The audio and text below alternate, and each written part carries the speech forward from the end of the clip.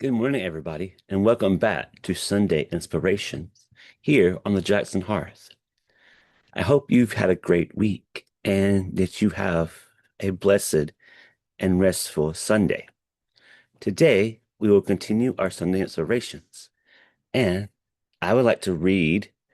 Today, we're going to look at a story titled Jesus Came to Dinner.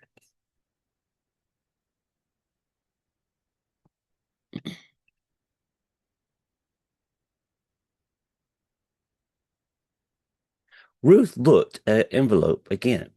There was no stamp, no postmark, only her name and address. She read the letter one more time.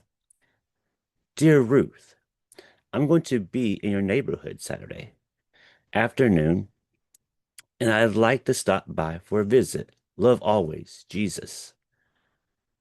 Her hands were shaking as she placed the letter on her table. Why would the Lord want to visit me? I'm nobody special. I don't have anything to offer. With that thought, Ruth remembered her empty kitchen cabinets. Oh my goodness, I really don't have anything to offer.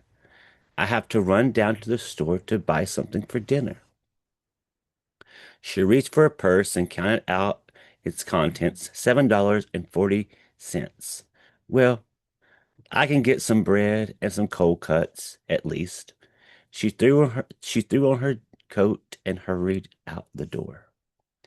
A loaf of French bread, a half a pound of sliced turkey, and a carton of milk, leaving Ruth with a grand total of 12 cents to last her until Monday.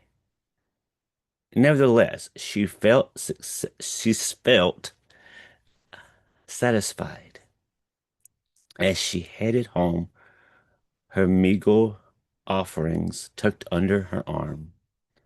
Hey, lady, can you help us? Lady, Ruth had been so absorbed in her dinner plans, she hadn't even noticed two figures huddled in the alleyway, a man and a woman, both of them dressed in little more than rags. But lady, I ain't got a job, you know, and my wife and I have been living out here on the streets. And well, now it's getting cold and we're kind of hungry. And well, if you could help us, lady, we'd really appreciate it. Ruth looked at them both. They were dirty, they smelled bad, and frankly, she was certain that they could get some kind of work if they really wanted to. Sir, I'd like to help you, but I'm a poor woman myself. All I have is a few cold cuts and some bread, and I'm having an important guest for dinner tonight. And I was planning on serving that to him. Yeah, well, okay, lady, I understand. Thanks anyway.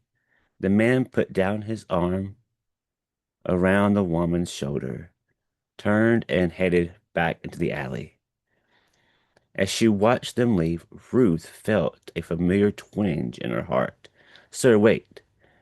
The couple stopped and turned as she ran down the alley after them. Look, why don't you take this food? I'll figure out something else to serve my guests. She handed the man her grocery bag. Thank you, lady. Thank you very much. Yes, thank you. It was the man's wife, and Ruth could see that she was shivering. You know, I've got another coat at home. Here, why don't you take this one? Ruth unbuttoned her jacket and slipped it over the woman's shoulders, then smiled. She turned and walked back to the street. Without her coat and with nothing to serve her guests, thank you, lady. Thank you very much. Ruth was chilled by the time she reached her front door and worried too. The Lord was coming to visit, and she didn't have anything to offer him. She fumbled through her purse for a door key, but as she did, she noticed another envelope. in her mailbox. That's odd. The mailman doesn't usually come twice in one day. She took the envelope out of her box and opened it. Dear Ruth, it was good to see you again. Thank you for the lovely meal. And thank you too for the beautiful coat. Love always, Jesus. The air was still cold, but even without her coat, Ruth no longer noticed. Then the righteous, then the righteous will answer him, Lord, when did we see you are hungry and feed you, or thirsty and give you something to drink? When did we see a stranger and invite you in, and needing clothes, clothe you? The king will reply, I tell you the truth. Whatever you did for one of the least of these brothers of mine, you did to me. That is Matthew 25:37 through 40. And as always, there is no author. But as we really think about Ruth's actions, how many of us would have done that? How many of us would have given the food we just bought or the coat we had to a total stranger who was on the street, who was hungry?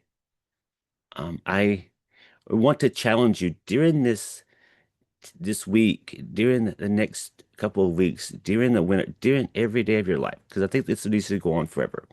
When you see somebody who may be unfortunate than you, or you see somebody who's homeless, or you see somebody that's having a bad day, think about what you should do. Because the Bible also tells us that we entertain angels unaware.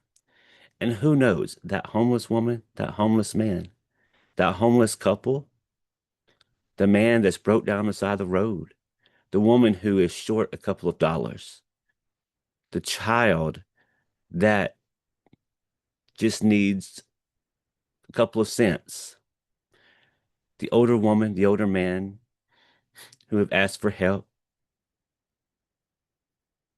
Who knows if they're actually really human or if they are angels?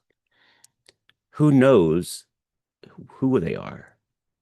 So remember the words of Christ as we just read them.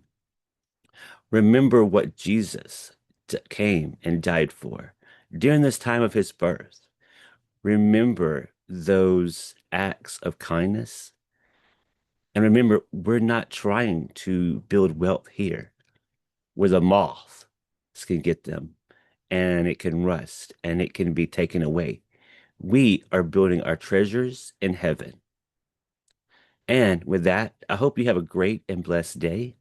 And I will see you next time on the Jackson Hearth for our Sunday inspiration. Thanks and God bless.